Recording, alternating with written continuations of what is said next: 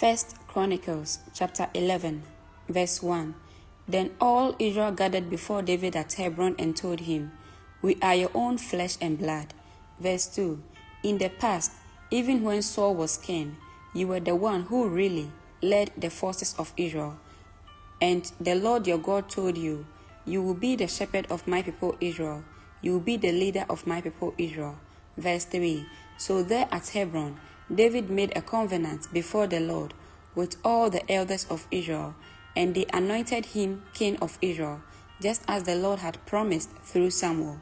Verse 4.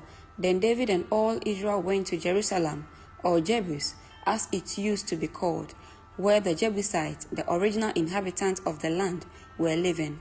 Verse 5. The people of Jebus taunted David, saying, "You will never get in here." But David captured the fortress of Zion, which is now called the city of David. Verse 6. David had said to his troops, "Whoever is first to attack the Jebusites will become the commander of my armies." And Joab, the son of David's sister Zeruiah, was the first to attack, so he became the commander of David's armies. Verse 7. David made the fortress his home, and that is why it is called the city of David. Verse 8. He extended the city from the supporting terraces to the surrounding area, while Joab rebuilt the rest of Jerusalem. Verse 9. And David became more and more powerful, because the Lord of heaven's armies was with him. Verse 10. These are the leaders of David's mighty warriors. Together with all Israel, they decided to make David their king, just as the Lord had promised concerning Israel. Verse 11. Here is the record of David's mightiest warriors. The first was Jashobeam, the Hakmonite, who was the leader of the three, the mightiest warriors among David's men. He once used his spear to kill 300 enemy warriors in a single battle. Verse 12. Next in rank among the three was Eleazar, son of Dodai, a descendant of Ahoah. Verse 13. He was with David when the Philistines gathered for battle at Pas-dammim and attacked the Israelites in a field full of barley. The Israelite army fled. Verse 14. But Eleazar and David held their ground in the middle of the field and beat back the Philistines. So the Lord saved them by giving them a great victory. Verse 15. Once when David was at the rock near the cave of Adullam, the Philistines' army was camped in the valley of Rephaim. The three who were among the 30, an elite group among David's fighting men, went down to meet him there. Verse 16. David was staying in the stronghold at the time, and a Philistine detachment had occupied the town of Bethlehem. Verse 17. David remarked longingly to his men, "Oh, how I would love some of that good water from the well by the gate in Bethlehem." Verse 18. So the three broke through the Philistine lines, drew some water from the well by the gate in Bethlehem, and brought it back to David. But David refused to drink it. Instead, he poured it out as an offering to the Lord. Verse 19. "God forbid that I drink this," he exclaimed. "This water is as precious as the blood of these men who risked their lives to bring it to me." So David did not drink it. These are the examples of the exploits of the three. Verse 20. Abishai, the brother of Joab, was the leader of the 30. He once used his spear to kill 300 enemy warriors in a single battle. It was by such feats that he became as famous as the three. Verse 21. Abishai was the most famous of the 30 and was their commander, though he was not one of the three. Verse 22. There was also Benaiah son of Jehoiada, a valiant warrior from Kabzeel. He did many heroic deeds, which included killing 2 champions of Moab. Another time, on a snowy day, he chased a lion down into a pit and killed it. Verse 23.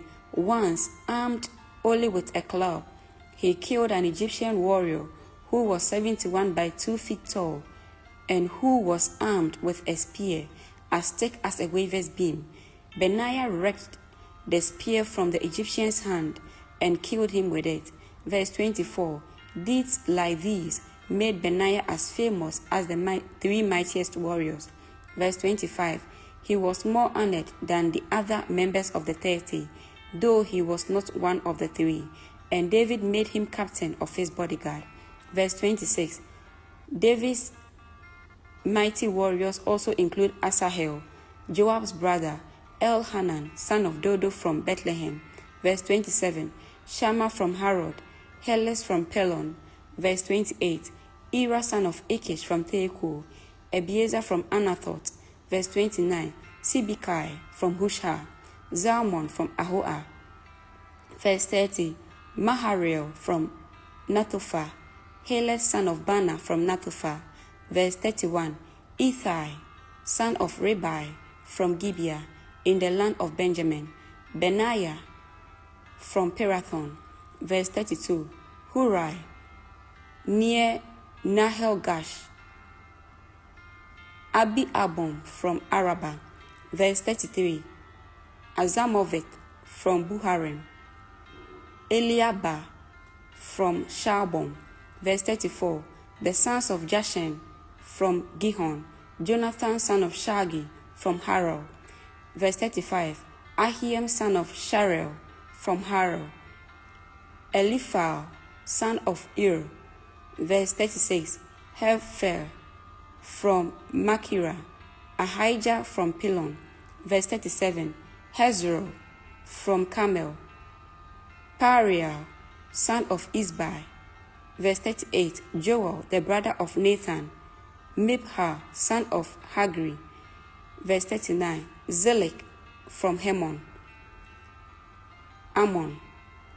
Nahariah from Beeroth, the armor-bearer of Joab, son of Zeruiah. Verse 40. Ira from Jathiel. Gareb from Jathiel. Verse 41. Uriah the Hittite. Zabab, son of Ahalel. Verse 42. Adina, son of Shizar, the Reubenite leader, who had 30 men with him. Verse 43. Hanan, son of Maacah. Joshaphat from Mithna. Verse 44. Uzziah from Asheroth. Shammah and Jeiel, the sons of Hotham from Aroi. Verse 45. Jathiel, son of Shimri. Joha, his brother, from Thiz. Verse 46. Eliel from Mahava. Jaribai and Josh-Havia, the sons of Elnam. Ithamar from Moab. Verse 47. Eliel and Obed. Jasiel and Jobah. Amen.